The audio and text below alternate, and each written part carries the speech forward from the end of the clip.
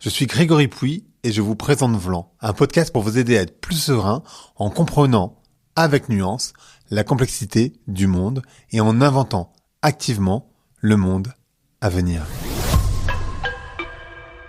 On parle beaucoup de la disparition du vivant. On s'alarme, on compte les espèces qui s'éteignent, mais en réalité, on connaît très peu de choses de ce vivant qu'on prétend vouloir protéger. Mais alors comment faire un inventaire de ce qu'on ne voit pas ? Comment agir quand on ignore jusqu'à l'existence de ceux qu'on tente de défendre ? Et c'est là qu'intervient une technologie que j'ai découverte récemment, qui s'appelle l'ADN environnemental. C'est une méthode fascinante qui permet à partir d'un simple échantillon d'eau ou de sol d'identifier les espèces présentes dans un écosystème. C'est une révolution pour la science, mais aussi, en réalité, un vrai tournant philosophique, vous allez le voir. Pour en parler, j'ai eu le plaisir d'accueillir Benjamin Allegrini, par qui j'ai découvert ce concept, qui est naturaliste, chercheur, et qui vient de publier l'ADN fantôme, qui est un livre qui nous permet de découvrir de manière, accessible, cette nouvelle technologie. Et pour l'accompagner, Alain Damasio, qui est sans doute le plus grand auteur de science-fiction français en vie, qui est écrivain, donc, que vous connaissez sans doute pour son ouvrage qui s'appelle Les Furtifs, mais il en a fait d'autres, et qui a signé une nouvelle, une volte-face, comme il le dit, placée au cœur du même livre, pour incarner par la fiction ce que Benjamin développe par la science. Et dans cet épisode, on parle évidemment de ce que permet l'ADN environnemental, mais surtout de ce qu'il révèle de notre époque. Une volonté de tout voir, tout savoir, tout contrôler, et on interroge ce que cela change dans notre rapport au vivant. Est-ce qu'une espèce qu'on détecte dans une molécule est réellement rencontrée ? Et alors, du coup, que fait cette médiation technologique à notre perception du monde ?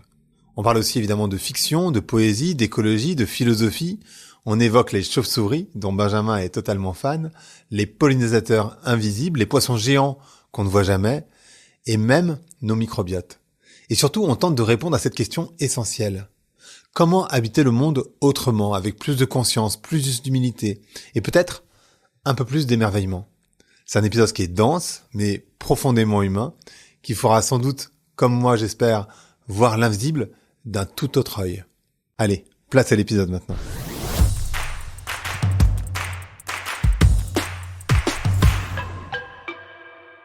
Donc bonjour à toutes, bonjour à tous. Bonjour Benjamin et Alain. Bonjour. Bonjour. C'est rare que je fasse des épisodes à 3, du coup, on n'est pas 2, mais on est 3. Parce que vous avez participé, en fait, plutôt Alain, tu as participé dans le bouquin de Benjamin. Alors, il y a évidemment plein de questions qui se posent, mais je vais d'abord commencer par l'ADN environnemental, si ça vous va, parce que avant d'aller sur toi, ce que tu fais et pourquoi tu as participé au bouquin, ce qui m'intéresse, c'est de comprendre, parce que j'avais jamais entendu parler évidemment d'ADN environnemental. Est-ce que tu peux nous expliquer ce que c'est et à quoi ça sert ? Alors c'est assez facile. Tu prends 1 litre d'eau ou tu vas faire un prélèvement d'eau, et dans chaque quantité, ou plutôt dans chaque filtre que tu vas utiliser, où tu vas faire passer de l'eau, tu vas avoir une quantité de molécules d'ADN qui est de l'ordre du million. Et nous, on est capable de récupérer ces molécules-là et de les extraire, de les amplifier et de savoir et de connaître l'identité des espèces qui ont laissé ces molécules-là dans l'eau. Donc, par exemple, un poisson, il va perdre des écailles, et donc il y a cet ADN-là qui va se retrouver dans l'eau, et on va être en capacité de le retrouver et de dire, tiens, c'est telle espèce de poisson. C'est ça l'ADN environnemental. Et de savoir qu'il est passé par là. Qu'il est passé par là, et qu'il a peut-être même fait une mauvaise rencontre, puisqu'il aura laissé un peu de son ADN, mais pas que. Voilà, il y a aussi parce qu'il va respirer dans l'eau, donc l'eau va passer dans les branchies, et donc il y a tout un tas de cellules qui vont se retrouver dans l'eau. À quoi ça peut nous servir de comprendre qu'un poisson est passé par là, par exemple ? Alors, ça peut nous servir à plusieurs choses, mais d'abord, ce qu'il faut rappeler peut-être, c'est de dire que, contrairement à ce qu'on s'imagine, les êtres vivants qu'on a sur la planète, on les connaît très peu, très mal. On connaît aujourd'hui à peu près 2,3 millions d'espèces animales et végétales sur les 12 millions estimés. Donc ça veut dire qu'on est peut-être entre quelque chose entre 1/5 et 1/10 des espèces aujourd'hui qui sont connues. Et on a besoin de savoir où est-ce qu'elles sont réparties, parce qu'elles s'effondrent. Il y en a de moins en moins. C'est assez dramatique. Il se passe pas une journée sans qu'on nous annonce des espèces qui disparaissent. Et donc à ce niveau-là, on a besoin de savoir où est-ce qu'elles sont, où est-ce qu'elles vivent, comment elles interagissent entre elles, pour pouvoir mieux les protéger. Tout l'enjeu, il est là en fait. C'est protéger mieux connaître, protéger mieux le vivant. protéger le vivant, exactement. Comment ça t'est venu? Alors, je sais que tu commences le bouquin comme ça, mais comment ça t'est venu cette passion pour les animaux et par quel animal en particulier? Ouais, bah ça a commencé. Alors c'est comme ça que je l'écris, mais je le présente au travers d'un oiseau, un oiseau méditerranéen qui s'appelle la fauvette mélanocéphale. Une rencontre comme ça là dans des buissons et je la vois passer. D'abord, j'arrive pas bien à l'identifier, je sais pas trop ce que c'est, mais surtout ce que je remarque, c'est un cercle oculaire rouge très vif, assez marquant. Et je regarde dans les bouquins qui sont à ma disposition et je la trouve pas. Et là, ça devient assez obsessionnel. Je cherche à savoir absolument mais qui est cet oiseau. Et je finis par le découvrir parce qu'on m'offre, mon grand-père paternel m'offre un bouquin. Et dans ce bouquin, en feuilletant, je finis par la retrouver et réussir à l'identifier. Et à partir de là, c'est une espèce de quête qui se met en place. J'ai rencontré cette espèce-là, ça m'a marqué. Et j'ai envie de connaître toutes les autres espèces qui sont autour et qui sont notamment dans le jardin familial. Donc ça a démarré un peu comme ça, ouais. Alors, comment vous vous êtes rencontrés et pourquoi tu as décidé de participer au livre de Benjamin? On s'est rencontrés vraiment sur le terrain, puisque quand j'ai eu l'envie de créer cet écolieu dans les Alpes d'Haute-Provence, là, qui s'appelle donc la ZES, la zone d'expérimentation sociale terrestre et enchantée, je cherchais un co-investisseur parce que j'avais pas assez de sous pour vraiment acheter le lieu, les domaines de 50 hectares et cette immense bergerie qui fait 1500 mètres carrés et qui a une cinquantaine de lits. Et par Pablo Servigne, j'ai rencontré Benjamin. Et c'est Pablo. Ouais, on a tout de suite très très bien accroché, parce que le projet correspondait vraiment à ce qu'il espérait trouver, c'est-à-dire pas une approche de la nature qui soit purement scientifique, mais une approche qui passe aussi par l'artistique, par le politique, par le sensitif, et c'est exactement ce qu'on voulait proposer à l'école du vivant, donc on a accroché là-dessus. Et quand il m'a parlé pareil, moi j'étais comme toi, je ne connaissais absolument pas la dérive environnementale, ça m'a sidéré. J'ai très vite compris que c'était une révolution dans le domaine de l'étude de la nature qui était assez massif, quoi, pour moi, tu vois, c'est un peu comme l'IA dans le domaine du numérique, c'est l'arrivée de quelque chose qui est extraordinairement puissant pour lire le vivant dans les sites et pour évidemment faire des inventaires et les suivre. Mais je me suis dit aussi immédiatement, mais c'est incroyable parce que c'est Big Brother, quoi. C'est une capacité à surveiller le vivant, à le contrôler, à savoir ce qu'il y a, à connaître la quasi-totalité des traces qui sont laissées dans ce champ-là. Donc il y avait un côté aussi qui était pour moi très malaisant de se dire, mais voilà, ce qu'on essaie de faire sur les populations humaines, on le fait sur les populations vivantes, puisque maintenant on peut à peu près savoir absolument tout ce qui... Mais d'ailleurs, ça m'a fait penser à ton bouquin précédent sur la Silicon Valley, parce que toi tu vas explorer l'IA et un peu, je sais pas si on peut dire Big Brother, mais d'une certaine manière un petit peu quand même, les réseaux sociaux, l'IA, etc. Et j'ai trouvé qu'il y avait une sorte de lien, enfin en tout cas moi j'ai trouvé un lien, mais je sais pas si... Ouais, il y a un vrai lien au sens où c'est vraiment des technologies qui s'inscrivent dans ce que justement la Silicon Valley peut porter, parce que c'est le fait de prélever cet ADN, ça permet une optimisation des inventaires, t'as des gains de productivité colossaux, c'est beaucoup plus efficace. Voilà, comme Benjamin il pourrait l'expliquer, mais en 18 jours, il arrive à orpailler, j'ai envie de dire, quasiment toutes les espèces présentes sur le Maroni, quoi. Tu vois, le Maroni, c'est combien de kilomètres? 600 kilomètres. 600 kilomètres. Tu vois, c'est, avant, si tu le faisais à l'ancienne, j'ai envie de dire, avec des électrodes pour électriser les poissons, je pense que tu mettais un certain bout de temps, quoi. Donc, il y a cette fascination d'une technologie qui est capable de faire ce qu'on faisait avant bien laborieusement, de le faire extrêmement vite. Et immédiatement de basculer ces infos dans le big data, dans l'informatique, et on sait que c'est notre paradigme rêvé, parce que une fois que c'est sous données informatiques, on sait qu'on peut tout faire, quoi, tu vois. Donc il y a un côté congruent avec ce que la Silicon Valley adore faire. D'où le danger aussi, c'est qu'il y a une immense facilité et que ça nous coupe évidemment ça devient, j'aime beaucoup moi ton expression, ça devient des êtres lus et pas des êtres rencontrés, tu vois, l'animal ou le végétal deviennent des êtres lus et pas des êtres rencontrés. Et donc voilà. Est-ce que tu dirais, est-ce que toi dans la donc juste pour la petite histoire, en fait donc c'est un bouquin scientifique de vulgarisation scientifique, on peut dire ça. Et en fait à l'intérieur du livre il y a donc ce que vous appelez une postface, non pas une postface, une volte-face, qui est en fait une nouvelle que vous avez mis au milieu du roman, au milieu du livre, pardon. Ouais, c'est presque un roman. Ouais. Non, mais le fait que tu hésites, c'est intéressant parce que quelque part, ça montre aussi la dimension hybride, en fait, de l'ouvrage, et qui est complètement assumée et qui est en lien aussi avec la nouvelle de Alain. Mais cette volte-face, elle s'inscrit aussi dans une volte-face au niveau du regard et de la perception qu'il y a vis-à-vis de la technologie. Comment vous avez décidé de le mettre au milieu du livre? Pourquoi pas? Parce qu'en fait, moi, j'avoue, enfin, on en a parlé juste un petit peu avant, mais ça m'a permis de beaucoup mieux. En fait, je sais pas, mais la nouvelle, le fait que ce soit de la fiction, ça m'a permis de vraiment plus rentrer dans le sujet, étrangement. Génial. Ouais, c'est vraiment l'objectif. Parce que bon, très classiquement, généralement, quand moi, je voulais aider Benjamin à sortir ce livre et à le porter. Et en même temps, j'avais absolument pas envie de faire une préface. Donc déjà, je refuse quasiment toutes les préfaces au sens où je trouve qu'un livre, il a pas besoin d'être présenté en amont. Il y a toujours un côté de surplomb dans la préface qui moi me gêne. Donc quand j'accepte, si je fais les postfaces, c'est-à-dire après coup, comme j'avais fait sur le bouquin de Baptiste Morisot ou sur d'autres livres. Mais là, je me suis dit, en fait, si c'est encore pour faire un texte technocritique qui montre un peu les dangers, les limites de la technologie, de la environnementale, les choses qu'on voit pas, tu vois, les angles morts aussi de la techno qui peuvent être utilisés typiquement, je veux dire, dans des manifestations, par exemple, si t'as le Front National qui récupère cette techno et qui commence à tu vois, essayer de leur payer, à essayer de retrouver un certain nombre d'individus précis, ça peut être très vite dangereux, quoi, tu vois. Parce qu'on peut l'utiliser aussi pour les êtres humains. Ouais, bien sûr. Ben ouais, on est des animaux, donc ça peut.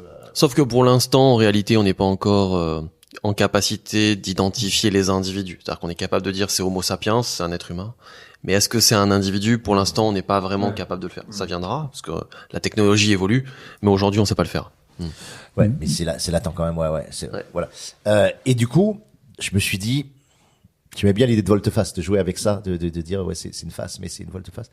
Et j'ai senti que c'était la fiction qui permettait justement à moi de déployer ce que je ressentais, c'est-à-dire tout un ensemble d'ambiguïtés, toute une confusion aussi que ça pouvait amener, le fait que ça maximisait aussi la coupure avec le vivant, paradoxalement, en restituant le vivant, en l'orpaillant, en data minant, en donnant énormément d'informations sur le vivant, comme c'est fait avec des filtres, comme c'est fait informatiquement, comme c'est fait ensuite en laboratoire.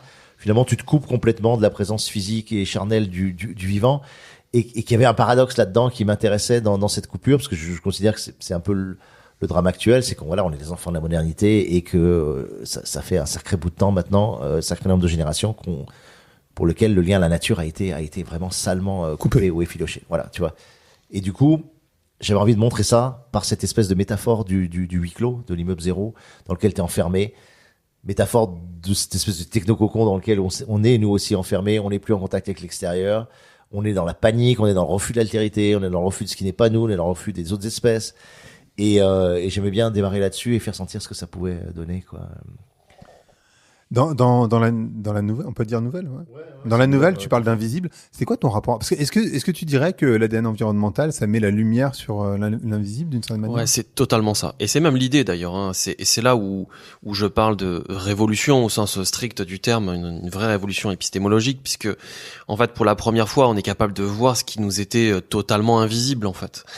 Et c'est-à-dire de très très très très très nombreux êtres vivants en fait. Donc c'est là où c'est d'ailleurs le sous-titre, hein, c'est quand l'invisible laisse des traces, où effectivement on fait un focus sur ce qui nous échappait en réalité. Et donc pour reprendre la question que tu posais à Alain tout à l'heure aussi, pourquoi cette volte-face au milieu, c'est qu'elle coïncide également à une réflexion que moi j'ai eue, c'est-à-dire qu'au moment où j'ai commencé à écrire, l'ambition était pas du tout là, c'est venu des échanges, c'est venu d'une rencontre entre Alain et Vinciane Després, une discussion qu'on a où je raconte à quel point c'est génial cette technologie et où tous les deux s'arrêtent en me disant mais tu peux pas regarder que ce qu'on va gagner, il faut aussi que tu regardes ce qu'on va perdre parce que c'est le propre de toutes les technologies. Et donc là il y a un changement de regard qui s'opère, et donc pour marquer cette rupture et ce changement de regard, c'était intéressant de mettre la nouvelle qui va accompagner toute cette réflexion, qui va aussi l'ouvrir d'une autre manière. Ça aussi c'était intéressant. Je vais faire un petit saut par rapport au livre en tout cas, mais sur les grandes expéditions. Comment ça se fait que... En fait, donc dans le livre, tu parles des grandes expéditions, tu parles de Darwin, mais tu parles aussi du fait que ces grandes expéditions, elles sont revenues au 21e siècle, finalement, elles sont revenues assez tard. Comment c'est que cette technologie... Enfin, c'est quoi l'histoire de cette technologie et comment c'est qu'elle est arrivée si tard, finalement? En fait, l'ADN environnemental apparaît dans les années 80. C'est un chercheur américain qui s'appelle Andrew Ogram et qui, lui, est un microbiologiste. Donc lui, il est directement en contact avec l'invisible, les bactéries. Les bactéries, elles se voient pas. Et ce qu'il cherche à savoir, c'est comment fonctionnent les communautés bactériennes dans des sédiments. Donc c'est encore pire que ça. C'est-à-dire que vraiment, là, on est dans une dimension très, très invisible. Et il a cette idée-là de dire, en fait, je vais utiliser le matériel génétique de ces bactéries pour les étudier. Et donc pendant 20 ans, ce sont les microbiologistes qui vont utiliser cette technologie de l'ADN environnemental. Et c'est en 2005 qu'il y a un chercheur qui s'appelle Francesco Ficetola, mais il y a aussi Alice Valentini qui vont travailler sur respectivement d'abord les grenouilles, la grenouille taureau, puis l'ours Isabelle, en se disant ok, peut-être que ces êtres vivants-là laissent des traces dans l'environnement. Peut-être que cette trace d'ADN, elle persiste dans l'environnement et on va les rechercher. Donc c'est pour ça que ça arrivait finalement assez tard et qu'elle commence tout juste à être utilisée dans les expéditions. C'est très récent, finalement. Très récent, ouais. Donc on a tout un champ qui s'ouvre à nous, incroyable. Un immense champ d'exploration, et donc ça permet de refaire toutes ces expéditions dont je parle, qui commencent au XVIe siècle et qui vont s'intensifier là aussi grâce à l'amélioration de la navigation, grâce à l'utilisation de nouvelles techniques qui vont nous permettre d'explorer toujours plus loin. Et donc là, cette nouvelle technique d'ADN environnemental, on va pouvoir l'intégrer, refaire ces expéditions et regarder tout ce qu'on ne regardait pas avant, tout ce monde invisible auquel on n'avait absolument pas accès et qui correspond quand même à une grande part du vivant. Est-ce que c'est un hasard? Enfin, je sais, ça, en tout cas, je trouve ça rigolo. Toi, t'es passionné par les chauves-souris. Alain, toi, tu reprends l'idée des chauves-souris. Et on sait, en tout cas, on a douté, plutôt on a douté qu'on sait, qu'il y a eu un lien entre les chauves-souris et la Covid. Moi, le lien que je fais surtout avec les chauves-souris, et je te laisserai après prendre le relais là-dessus, tu verras comment tu veux l'aborder, mais cette approche des chauves-souris, moi, elle m'a surtout emmené à me concentrer sur l'inaudible. Pourquoi? Parce que les chauves-souris, elles émettent des cris d'écholocation qu'on est absolument incapable d'entendre à l'oreille humaine, dans la plupart des cas. Et donc, il nous faut un appareil, un détecteur d'ultrasons, qui va nous permettre de retranscrire en audible les cris qui sont émis par les chauves-souris. Donc le lien, il était surtout là. J'ai commencé par l'inaudible pour aller vers l'invisible, et le parallèle, il est là. Voilà. Alain? Ouais, c'est par rapport à la nouvelle, tu veux dire. Pourquoi la chauve-souris? Bon, c'était évident parce que je sais que, bien sûr, c'est un hommage à Benjamin. Je sais que c'est un grand amoureux des chauves-souris, et c'est peut-être même, je sais pas si c'est plus fort que les oiseaux ou pas. Je sais pas si c'est plus fort. En tout cas, c'est que la chauve-souris, c'est un oiseau? Non, c'est un mammifère. Les chauves-souris sont des mammifères. Bien sûr. C'est pas des oiseaux. Ça peut être l'occasion pour moi de débunker quelques trucs. Ouais. Les chauves-souris n'ont rien à voir avec les souris. Il n'y a pas de reproduction très importante comme elles le font. C'est 1 à 2 petits par an dans le meilleur des cas. Et par contre, elles vivent très longtemps et elles ont pas du tout ce mode de reproduction comme on peut avoir sur les rats qu'on a pas mal dans Paris, par exemple. Elles sont très très différentes et elles occupent toutes les strates de la planète, hormis les pôles, bien sûr. Et la plupart des espèces qu'on a, notamment en France et en Europe, sont protégées. Ok. Ouais, donc il y avait un clin d'œil, évidemment, un hommage là-dessus. Il y avait aussi évidemment un clin d'œil au Covid, bien sûr. Mais c'est aussi que j'aime bien l'idée que c'est l'espèce quand même qui a le rapport au monde le plus auditif qu'on connaisse, quoi, puisqu'elle fonctionne évidemment par sonar, etc. Donc j'aime beaucoup le décentrement que ça opère tout de suite sur notre rapport au monde à nous, qui est très visuel, qui est très dominé par le visuel. Donc j'aimais bien partir là-dessus, et le fait que ce soit un mammifère aussi, c'était quelque chose qui permettait une hybridation plus facile, plus évidente. Donc je suis parti là-dessus, ouais, j'aime bien. Et c'est aussi parce que c'est un animal qui continue à faire peur, qui est associé aux vampires ou qui est associé à des dynamiques néfastes. Il y a encore plein de gens, parce qu'ils connaissent absolument rien de la chauve-souris, qui le voient comme une menace ou un danger, ce qui est absolument pas le cas. Mais j'aimais bien traverser cette espèce en rendant ça désirable, en rendant cette hybridation désirable. Ouais. Tu peux nous parler de la différence entre le réel et la réalité? Parce qu'en fait, le réel, donc, c'est ce qui est. La réalité, c'est la perception qu'on en a.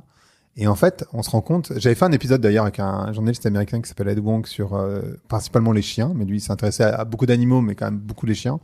Parce qu'ils ont une réalité qui est différente de la nôtre aussi. Et toi, c'est aussi un sujet qui en tout cas, sur les chauves-souris, ça semble évident et t'en parles beaucoup. Mais j'aimerais bien que tu nous parles de leur réalité à elles. Oui, parce qu'il y a un univers perceptif qui est totalement lié à leur capacité. Donc, faut imaginer, si on se met à la place d'une chauve-souris, son univers perceptif, il est incroyable. Elles émettent des cris d'écholocation. Et donc, elles circulent la nuit. Donc, leurs yeux, même si elles sont pas aveugles, on pense qu'elles sont aveugles, mais c'est pas du tout le cas. Elles ont une image sonore de leur environnement. Donc, en fait, elles vivent dans une réalité qui est totalement autre de la nôtre.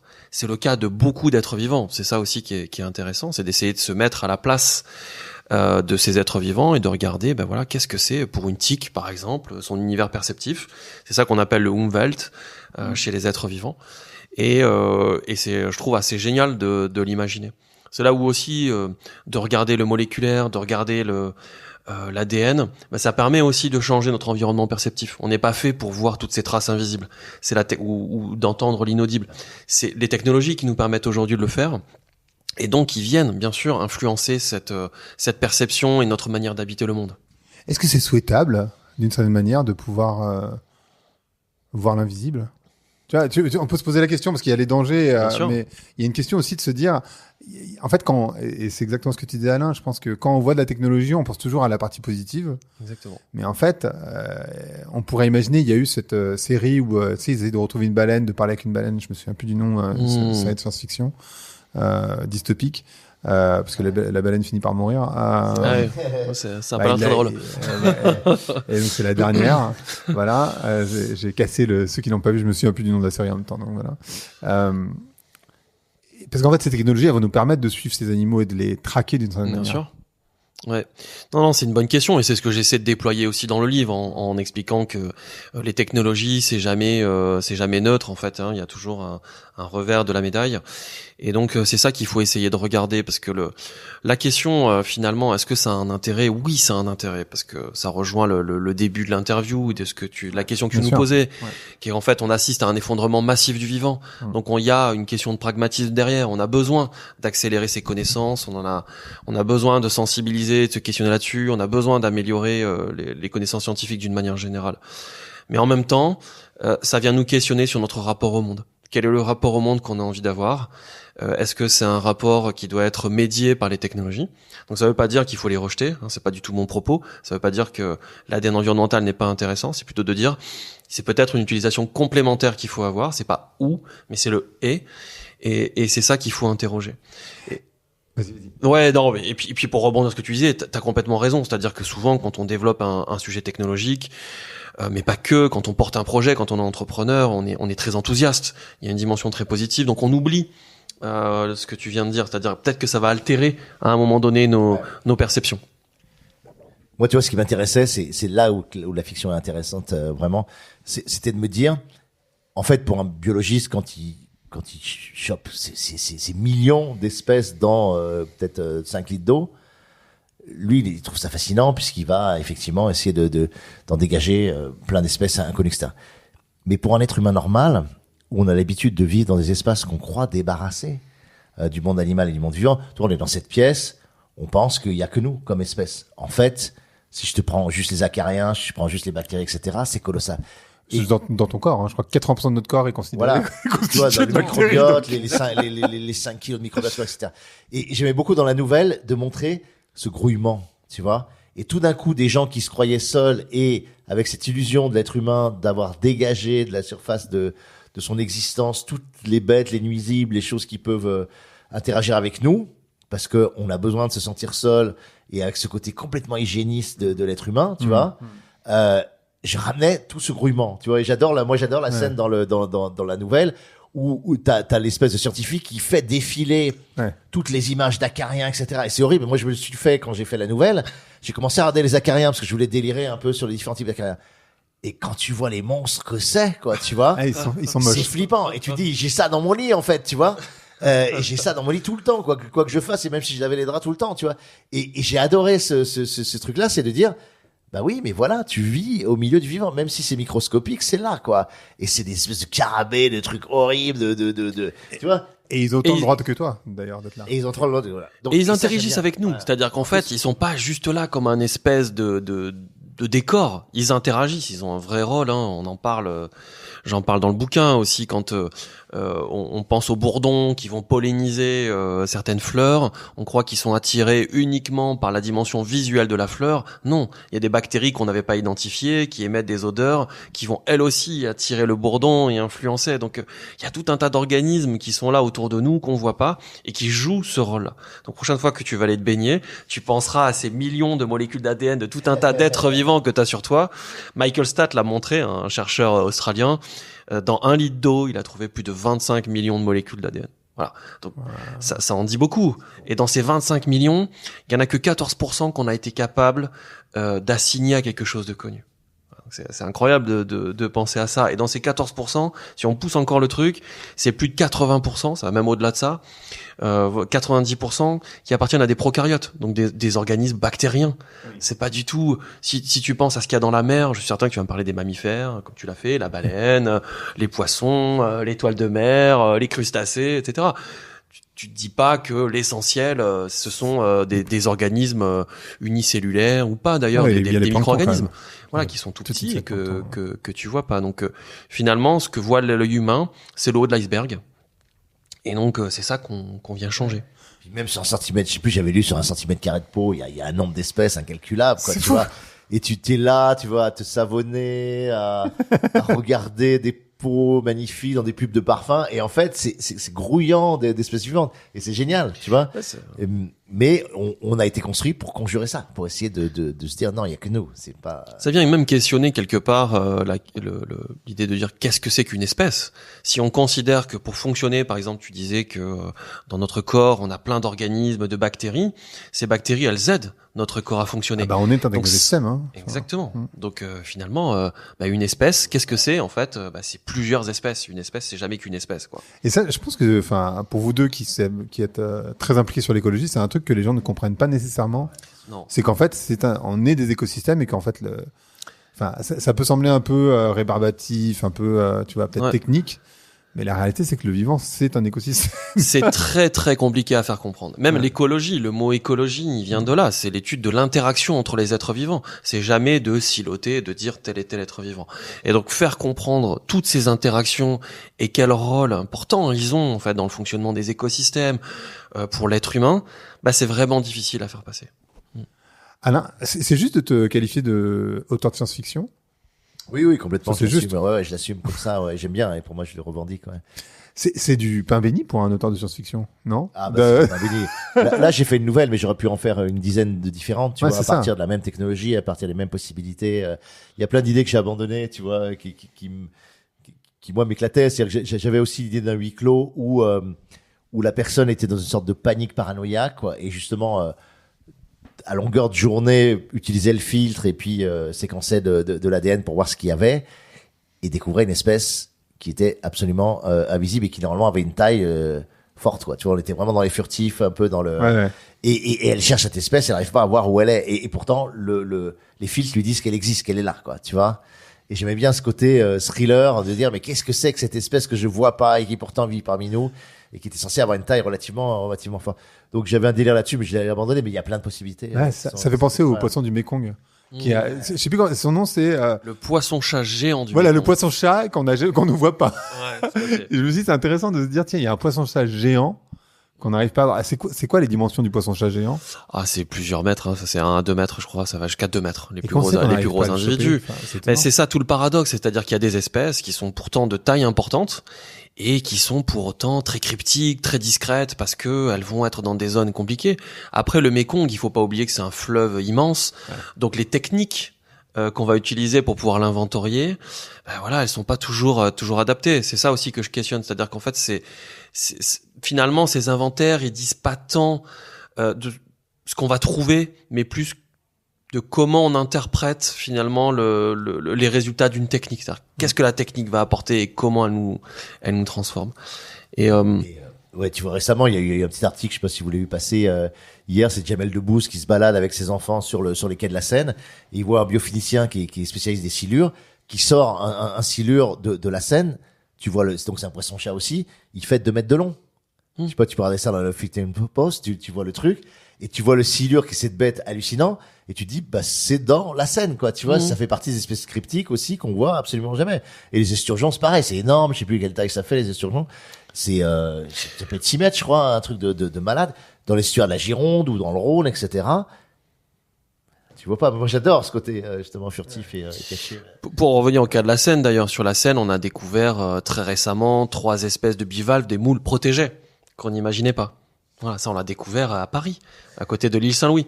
Ouais, et donc c'était pas possible parce qu'il faut imaginer qu'est-ce que ça implique d'aller chercher des moules dans la Seine. Faut s'équiper, faut mettre une combinaison, faut aller faire de la plongée, c'est pas simple.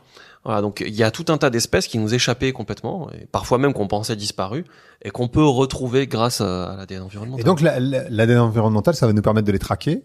Ça, c'est pas un joli mot, mais c'est quand même de ça qu'il s'agit. Ouais. Et ça va nous permettre aussi de comprendre leurs interactions, peut-être, avec d'autres espèces. Ouais, tout à fait. Et ça aussi, c'est un des enjeux, et c'est ce qu'on montre, par exemple, les études qui ont été faites sur un certain nombre de plantes. Donc là, il y a des fleurs qui ont été prélevées sur 7 espèces de fleurs, et on a essayé de regarder toutes les traces qu'avaient laissées les insectes sur ces fleurs, pour essayer de comprendre qui est pollinisateur de ces fleurs-là. Si je te dis quels sont les pollinisateurs, très certainement que tu vas me dire les papillons de jour, les abeilles. Les abeilles, voilà. Et ce que montre l'étude, c'est que les plus gros pollinisateurs, ce sont les mouches, des espèces de mouches, et aussi des papillons de nuit. Voilà. On n'avait pas forcément pensé à ça, c'était pas complètement intuitif. Donc c'est hyper important de savoir ça parce que ça nous permet de comprendre ces interactions. Et peut-être que si à un moment donné, on observe le déclin de certaines plantes, on pourra se dire, oui, c'est peut-être pas parce que les papillons jaunes ne sont plus là. Non, c'est parce qu'il y a des mouches qui ont disparu, parce qu'il y a des papillons de nuit. Et c'est marrant parce que tu vois, quand je lisais le livre, j'avais un gros biais d'être humain, dont je me rends compte, et en même temps, je pense que les gens qui nous écoutent ont le même. Je me dis, alors attends, à quoi ça peut nous servir en tant qu'être humain? Est-ce que ça peut nous servir dans la médecine? Est-ce que, tu vois, j'avais un rapport utilitariste à la technologie. Et je dis, j'ai conscience que c'est pas forcément bien d'avoir ce rapport utilitariste. Néanmoins, je vais te poser la question quand même. Alors, cette dimension utile, je vois où tu veux revenir, mais on peut parler, par exemple, il y a un concept qui existe, qui s'appelle One Health, qui est de dire une seule santé. Pourquoi une seule santé? Santé des écosystèmes égale santé humaine. À quoi peut servir l'ADN environnemental? L'ADN environnemental, il va te faire un espèce de screening de tout ce que tu as dans l'eau. Ce qu'on sait aujourd'hui de manière assez claire, c'est que quand tu as une simplification des écosystèmes, c'est-à-dire que quand tu as de moins en moins d'espèces, c'est beaucoup plus facile pour un pathogène, donc un virus par exemple, de passer d'un hôte à un autre, d'accord ? Parce qu'il y a moins de barrières spécifiques. Donc si tu fais ton suivi, par exemple, on reprend le cas du Mékong, de manière assez régulière, et que d'un coup, tu observes une chute brutale de cette biodiversité, eh ben on peut imaginer que tes pathogènes, tes virus auront beaucoup plus de facilité à émerger. Ça peut être le cas de parasites. Et donc on voit bien qu'il y a quand même une interaction et une corrélation directe avec tout ça et ce que tu viens de dire. Donc ça permet aussi de travailler sur la santé humaine. Du coup, ça me fait penser à Perrier, cette histoire. Je sais pas s'il y a un lien, mais tu sais, Perrier où on a retrouvé alors je sais pas ce qu'on a retrouvé dans l'eau, mais. Ouais, des coliformes fécaux, je crois, je sais pas exactement. J'ai pas suivi dans le détail l'affaire. Non, ouais, je suis pas, j'ai pas dans le détail les éléments, mais oui, ça reste malgré tout du vivant. Il y a des éléments qui nous sont, les virus, tous les virus ne sont pas négatifs, pour l'être humain. Pourquoi t'as décidé d'écrire sur ce sujet en spécifique? Enfin, je sais, pour le coup, j'ai pas vérifié, c'est ma faute, mais c'est ton premier bouquin? Ouais, c'est mon premier, ouais. Et pourquoi décider de prendre ce sujet-là pour un premier livre? En fait, non, déjà il est pas facile, le sujet, quoi. Ouais, il est pas simple. Et déjà parce que il y avait des questions qui émergeaient autour de ça. Ensuite, parce que je pense que c'est une révolution épistémologique fondamentale, en fait, dans le monde des sciences naturelles, le monde que moi j'occupe. Et puis, il y avait quelque chose de, je sais pas vraiment comment le définir avec précision, mais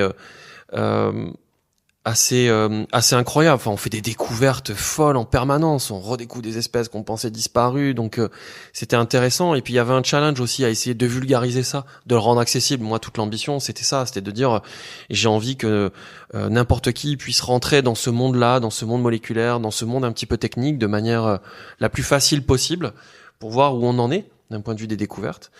Et puis enfin, il y avait une espèce de quelque part de fierté parce que dans les premiers naturalistes qu'on a connus au XVIe siècle, c'était des Français. Et puis on a fini à un moment donné. Je l'ai découvert dans ton livre. Et en France, on est toujours excellent dans le domaine des sciences naturelles. Là, c'est de nouveau une technologie qui est développée en France et qui permet de révolutionner encore cet univers des sciences naturelles. Donc, c'était aussi intéressant de parler de ça. En France, c'est pas que des avions, c'est pas que des TGV. On est aussi en sciences naturelles, dans le domaine de l'écologie. On a d'excellentes compétences. Et ça, c'est bien. Ouais. Tu peux nous parler de l'histoire de l'ours Isabelle en parlant d'animaux qu'on voit peu? Ouais, l'ours Isabelle, il est assez particulier. Donc, il y a très très peu d'individus qui vivent dans la chaîne de l'Himalaya. Il est pas très grand, c'est le plus petit ours. Il fait moins de 2 mètres. On pense d'ailleurs que la légende du Yéti, elle viendrait de l'ours Isabelle. Et l'autre particularité de l'ours Isabelle, c'est d'avoir un taux de reproduction extrêmement faible. Il se reproduit à peu près en moyenne tous les 8 ans. et il va avoir 1,2 petits tous les 8 ans. Donc, taux de reproduction extrêmement faible. La population est toute petite. Et donc, on savait pas pourquoi. Et c'est ce sur quoi a travaillé d'ailleurs Alice Valentini, qui est une des pionnières sur le domaine de l'ADN environnemental. Et donc, pour savoir ça, et pour réussir à savoir finalement pourquoi cette population est si petite, on s'intéresse au régime alimentaire. Alors on savait que l'ours Isabelle, il n'était pas carnivore, on savait qu'il consommait des végétaux, mais dans quelle proportion, quel type de végétaux, ça on le sait pas, parce qu'il faudrait passer des heures et des heures à la jumelle pour réussir à le savoir. Et donc quand on veut travailler sur le régime alimentaire des espèces, il n'y a pas 40 solutions. Soit on fait un prélèvement d'individus, on lui ouvre le ventre et on regarde ses contenus stomacaux, mais pour une espèce de mammifère de cette taille et surtout très menacée, on voit bien que c'est pas forcément la solution à privilégier. Et ensuite, il vous reste les excréments que va laisser l'ours. Et donc, si vous avez déjà vu des excréments, si tu as déjà vu des excréments d'une vache, par exemple, c'est digéré, ça fait une bouse. Et donc, t'as beau être le meilleur botaniste du monde, bonne chance pour réussir à déterminer les plantes qui ont été consommées. Et donc, c'est là que l'ADN environnemental est arrivé et qui a permis de faire l'identification précise de ces plantes qu'on avait dans les excréments et de montrer quoi? Qu'ils consommaient des graminées. C'est tout simplement l'herbe telle que vous la voyez, que tout le monde la voit dans son jardin. Et donc ça explique aussi pourquoi finalement cet ours il se reproduit assez peu, parce que c'est peu calorifique, ça donne peu d'énergie à l'ours. Et donc voilà. Après c'est marrant d'un point de vue évolutif qu'il ait fait un choix de prendre de la nourriture peu nutritive. Ouais, les choix de ce point de vue-là, ils peuvent se poser de différentes manières, mais probablement qu'il n'était pas en compétition avec d'autres. Il faut imaginer aussi qu'il est dans un environnement, on est en haute altitude. Donc il y a peu d'êtres vivants aussi d'une manière générale. Donc il va exploiter une niche et les ressources qu'il a à sa disposition, probablement les plus faciles à avoir, c'est l'herbe. Et donc il s'est focalisé là-dessus. Mais beaucoup d'ours en fait. L'ours Isabelle est très très proche de l'ours qu'on a dans les Pyrénées, par exemple, si on veut rester en France. Et donc la plupart de ces ours, alors on dit qu'ils sont omnivores, mais ils ont quand même une consommation qui est majoritairement végétale. Des baies, etc. Ah ouais, c'est marrant. C'est quand on envisage les ours, on envisage les cœurs de chèvres. Tu vois, mais parce que on est influencé aussi par les documentaires américains où on pense aux grizzlies, on pense à ces ours-là dont ils sont proches. Mais en Europe, les ours consomment assez peu de viande en réalité. Donc on a moins de chances de se faire attaquer par un ours en France. Alors, je sais pas si on a moins de chances. En tout cas, les attaques d'ours sont assez rares, mais aussi parce qu'il y en a peu. Mais oui, bien sûr, en termes de risque pour l'être humain, ça n'a rien à voir avec le grizzly aux États-Unis. Ouais. Ouais, il est plus gros que le grizzly. Mais oui. Le grizzly est bien plus gros, ouais, bien sûr. Ouais, c'est ça, exactement.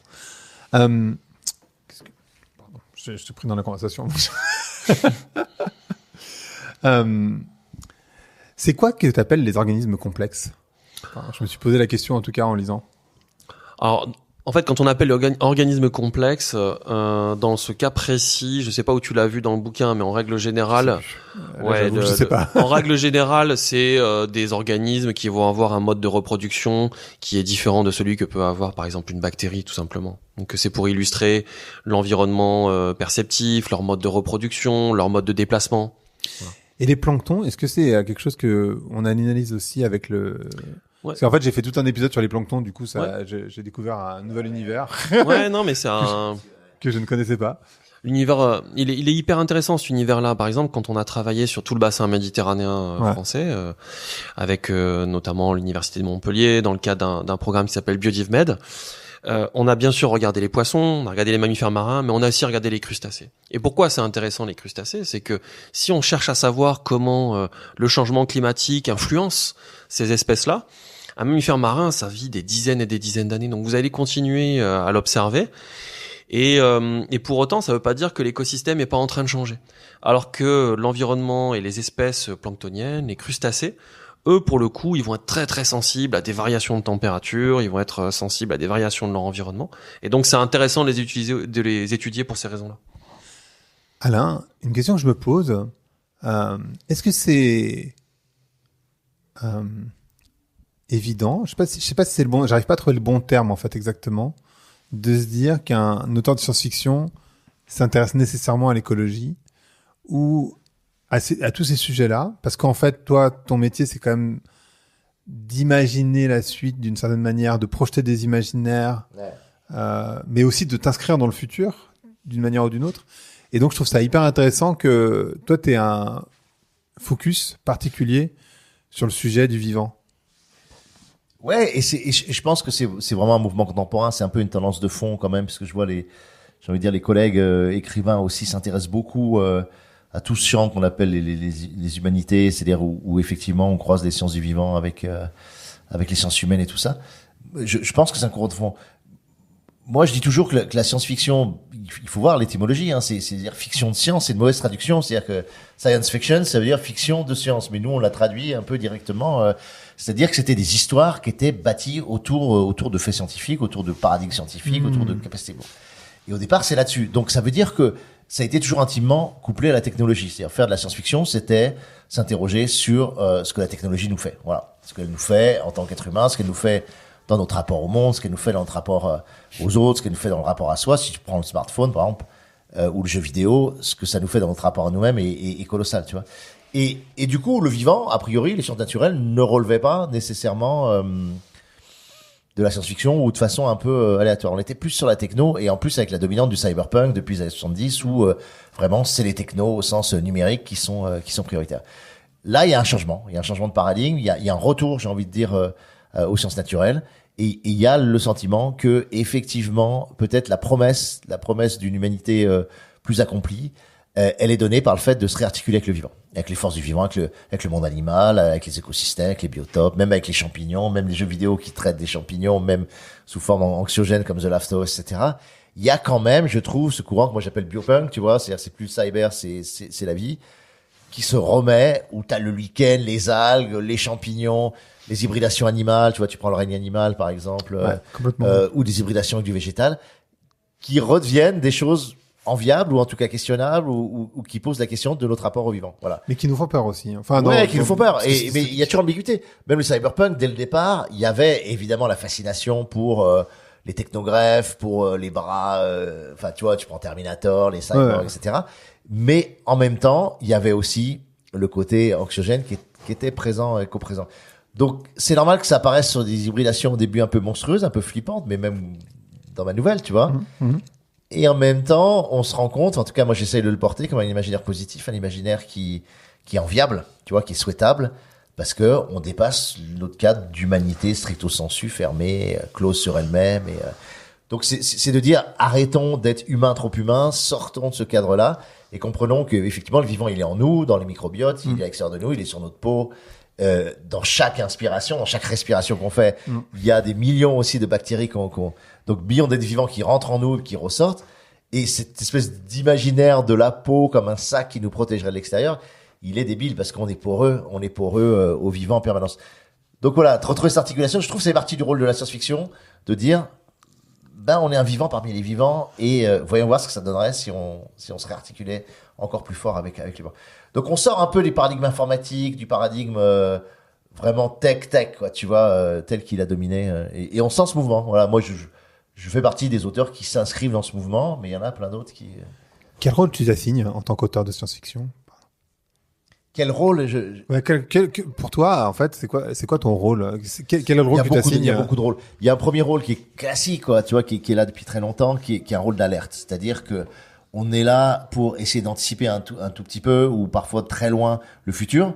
C'est-à-dire d'essayer de sentir les tendances de fond ou les tendances émergentes, les signaux faibles, et de les extrapoler, de les intensifier, de se dire, vers quelle société on va si on pousse ce truc-là. Je te donne un exemple typique dans Les Furtifs. Moi, j'ai mis 15 ans à l'écrire, donc c'est dommage parce que dès 2005, j'avais l'idée que ce qui allait être clé dans nos modes de fonctionnement quotidien, ça allait être l'IA personnalisée, tu vois.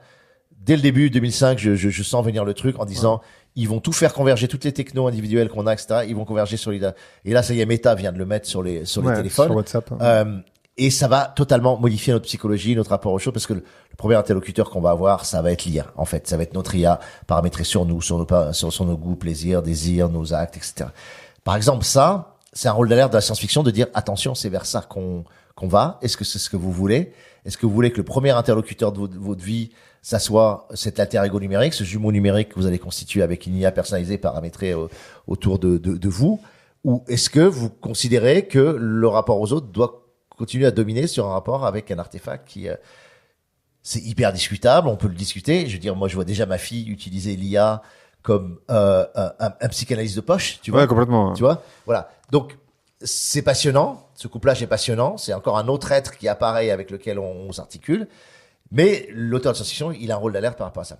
Après, dans les autres rôles qu'on a, tu vois, c'est pour moi, je le dis toujours, mais je trouve que c'est vraiment ça, c'est d'offrir du possible au réel. C'est-à-dire, on vit dans un monde réel.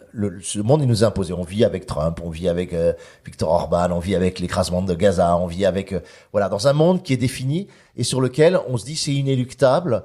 Si le monde est comme il est, c'est parce qu'il pourrait être que comme ça. En fait, le monde pourrait être d'une milliard de façons différentes. Tu vois, si tu regardes la situation entre Israël et Palestine, par exemple, il aurait pu avoir 100 ou 150 autres développements depuis 48. Et bon, il se trouve que c'est celui-là actuellement.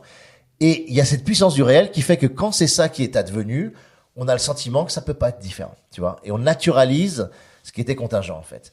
Et nous, la SF, on est là pour dire, bah, imaginons qu'il y ait une bifurcation. Imaginons qu'on développe un tout petit peu plus ce truc-là. Imaginons que tel homme politique ait été tué à telle époque, qu'est-ce qui se serait passé, quoi, tu vois. Et donc, on est là pour imaginer des possibles et redonner du possible à un réel qu'on nous vend comme étant le seul réel possible, quoi. Donc ça, ce rôle-là de la SF, je le trouve hyper important parce que c'est un rôle d'ouverture. C'est un rôle d'alternative. Donc, et notamment politiquement, c'est dire, bah, il y a d'autres façons de vivre ensemble. Il y a d'autres façons de construire des sociétés. Il y a d'autres anthropologies possibles. Il y a d'autres façons d'utiliser les technologies. Il y a d'autres façons d'échapper aux technologies. Tu vois, tout ça et ça, c'est vraiment le rôle de la SF, d'utiliser l'imaginaire pour dire, attends, vous laissez pas enfermer dans ce qu'on considère comme l'horizon indépassable et regardez ce qu'on pourrait éventuellement faire. Et ça donne des idées aux gens et ça permet des alternatives aussi politiques et sociales, quoi. Ouais. Il y a une idée que j'ai relevée dans le livre. Je vais te poser une question un peu scientifique, Benjamin, mais à mon avis qui pourrait être une source hyper intéressante pour toi, pour une nouvelle ou pour un roman. C'est que les sauterelles se reproduisent sans l'aide d'un mâle. Donc j'en avais aucune idée, évidemment. Pas toutes, ouais. Le cas, en tout cas, de celle que je présente, ouais. Mais c'est pas si rare que ça. Et justement, la question que je me posais, c'est est-ce qu'il y a beaucoup d'animaux où la femelle arrive à se reproduire sans l'aide d'un mâle? Ouais, ça c'est assez. C'est pas si rare que ça en fait. Plus on creuse, plus on s'aperçoit que c'est assez régulier. Ceux qui s'en aperçoivent le plus, ce sont ceux qui ont des requins dans les aquariums. Donc tous les aquariums qu'on a à l'échelle de la planète, il y en a beaucoup. Et en fait, de temps en temps, il y a une femelle qui est là et tout à coup, elle se met à avoir une descendance. Donc c'est de manière quasiment clonale, hein, puisqu'il y a pas un mâle qui vient apporter son patrimoine génétique. Mais oui, ça arrive, ouais. Et en l'occurrence, la sauterelle dans laquelle je parle, ouais, c'est une des particularités, ouais. C'est passionnant. C'est pas un truc que tu pourrais utiliser. Enfin, je trouve ça hyper intéressant. C'est une matriarcale totale, tu vois, t'as plus besoin t'as un autodéveloppement de communauté uniquement féminine mais je crois que ça a déjà été fait. Ouais, ça a déjà été fait en SF, je pense ça. Autonomie, côté de hermaphrodisme mais purement féminin, je pense que des écoféministes nous l'ont fait. C'est pas possible. Nous, on veut pas faire ça. Non. Un mec autour de la table. Non, mais est-ce qu'il y aurait pas besoin, vous qui vous intéressez tous les deux à l'écologie, moi, je pense à ce livre Ecotopia que j'adore, que j'imagine que vous avez lu tous les deux. Est-ce qu'il y aurait pas besoin de renouveler ce genre, c'est-à-dire de donner de l'utopie dans l'écologie? Parce que l'un des problèmes de ce sujet, c'est qu'il est hyper dystopique. On en parle toujours de manière dystopique. Là, tu le fais pas et du coup, tu l'abordes de manière hyper scientifique et c'est ça que je trouve génial. Mais dans Ecotopia, il l'aborde de manière hyper utopique, imparfaite par ailleurs, mais utopique. Et je trouve que ça manque énormément. Enfin, je sais pas ce que vous en pensez. Je serais très curieux d'avoir votre point de vue. Ça se développe beaucoup quand même, parce que c'est un reproche qui a beaucoup été fait à la science-fiction. Mais c'est normal, hein, c'est la fascination pour la dystopie, pour le cauchemar, pour la dégradation. C'est ce qu'on appelle c'est des phénomènes très anciens qui étaient déjà présents dans la tragédie grecque, c'est la catharsis, c'est-à-dire que tu purges les passions d'anxiété, d'angoisse pour un avenir cauchemardesque, tu purges des passions mauvaises aussi comme la violence ou le sexe, etc. Et la catharsis, c'est ça, le cathare, ça veut dire pur, quoi, ça veut dire purification, purgation et clairement, la science-fiction, j'aurais pu en parler comme un des rôles de la SF, c'est la catharsis, quoi, tu vois. Et donc, aujourd'hui, il y a une anxiété, une éco-anxiété colossale, il y a une crainte des effondrements, il y a tout un courant collapsologique, etc. Et la science-fiction vient purger, défendre, tu vois, c'est marrant, mais descendre le niveau de tension en créant donc ça fait du bien, en fait. Il y a une complaisance dans la dystopie parce que ça fait du bien de purger vers le pire. Maintenant, c'est tout aussi important, sinon plus, de dire, OK, quel type de société on a envie de voir advenir, vers quoi on a envie d'aller, comment on peut dépasser ces champs dystopiques pour proposer des choses qui sont effectivement viables ou désirables. Mais je trouve que la meilleure façon de le faire, il y a un autre terme qui est utilisé et peut-être pas encore assez aujourd'hui, qui s'appelle la prototopie. C'est dire quel type de prototype de société tu peux mettre en scène, qui seraient des alternatives politiques ou sociales à ce qu'on vit aujourd'hui, quoi. Et dans les prototopies, t'as une partie dystopique, t'as une partie utopique. T'es assez réaliste, c'est-à-dire que tu te dis aucune utopie peut s'installer sans lutter contre ce qui existe aujourd'hui. Je veux dire, je te prends un exemple archétypal, c'est quand le communisme arrive en Russie, c'est 10 ou 15 millions de morts pour pouvoir s'installer, tu vois. Donc c'est pas la révolution douce, donc toute révolution importante ou tout changement de paradigme important fait du dégât et parfois extraordinairement cruel. Donc tu peux mettre dans un récit, tu vois, une utopie qui arrive, mais ça sera rarement non violent. Donc, tu vas créer de la dystopie, tu vas créer du conflit, de l'antagonisme, et là, tu as un bon récit, tu vois. Donc, tu peux créer des très bons récits, mais moi, je parle plus de prototopie. C'est un terme utilisé par Jan Rumpala et qui est très intéressant de dire, nous, on fabrique des modèles ou des modèles possibles de société ou de fonctionnement urbain ou de fonctionnement architectural ou de fonctionnement avec les animaux, en disant, tiens, ça serait peut-être possible. Et dans la prototopie, tu mélanges utopie et dystopie. Tu vois, t'es pas juste... faire que de l'utopie, généralement, c'est compliqué parce que tu manques de conflictualité dans ton récit. Donc, ça peut être un peu mou, quoi. Tu vois, ça peut être un peu fleur bleue.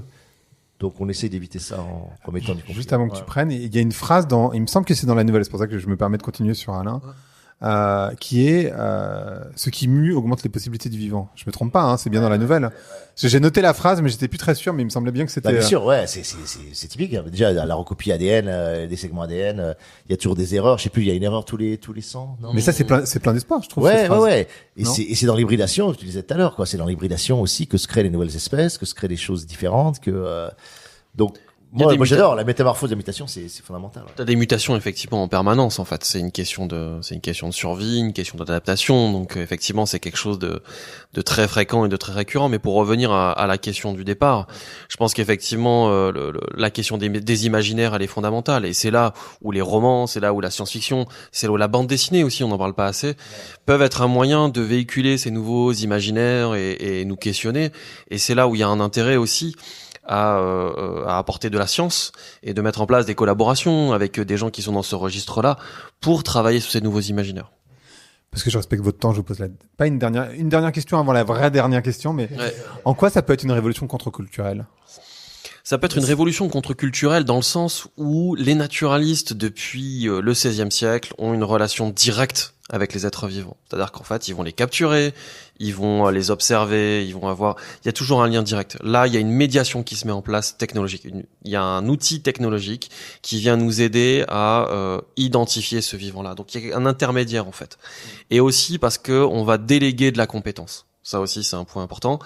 Les naturalistes de cette époque, ou ceux qu'on a toujours aujourd'hui, en fait, en réalité, qui existent toujours, ils déploient des compétences, ils déploient des affects qui leur permettent d'identifier telle espèce d'oiseau parce qu'ils l'ont entendu, parce qu'ils l'ont vu, etc. Là, c'est la technologie qui va y répondre. C'est en ça où potentiellement, j'ai aimé l'idée que ça peut être totalement contre-culturel. Alors, un mot là-dessus ou... Ouais, mais toute révolution technologique peut briser une culture et en fait émerger une autre. Tu vois, on le dit par exemple en jeu vidéo. Le jeu vidéo, quand il émerge, tu vois, dans les années 70, il fait émerger toute une culture colossale qui aujourd'hui, pour les générations comme la nôtre, enfin, tu vois, qui plus de 50 ans, on a une culture de jeu vidéo qui est hallucinante, tu vois. Ouais. Donc, c'est la technologie qui a fait apparaître, comme le métavers aujourd'hui a fait apparaître encore une autre culture. Donc là, l'ADN environnemental, bien sûr, fait apparaître une autre culture, mais en détruit une autre, quoi. Une culture de lien direct avec la nature, une culture de rencontre aussi, plus charnelle, plus sensitive. Donc forcément, c'est contre-culturel d'une certaine façon, mais ça ouvre une autre champ culturel aussi. Ça va nous permettre aussi de mieux comprendre les arbres. Parce qu'en fait, on a un rapport qui est différent. On a du mal à voir je pense que c'est toi qui l'écris dans le livre, hein, si je me trompe pas trop. On voit pas. Il y a cette citation, enfin, c'est pas une citation, mais cette phrase entre guillemets drôle qui dit si les arbres donnaient le wifi, on en planterait partout. Malheureusement, ils ne donnent que de l'oxygène. Ouais. En fait, il y a ce que les chercheurs appellent une cécité végétale. Ouais. Effectivement, ça j'en parle parce que les plantes, elles sont dépourvues de visage Et ça, nous, en tant que mammifères, ça capte peu notre attention. Donc oui, il y a, et d'ailleurs, j'ai ce même travers, d'une manière générale, je parle beaucoup plus facilement des oiseaux, des mammifères, des insectes, que des plantes. Alors que le règne végétal est tout aussi foisonnant de vie et d'interaction et passionnant. Mais il y a ce travers-là qu'on peut avoir, bien sûr. Ouais. On va s'arrêter parce que je sais que vous devez partir.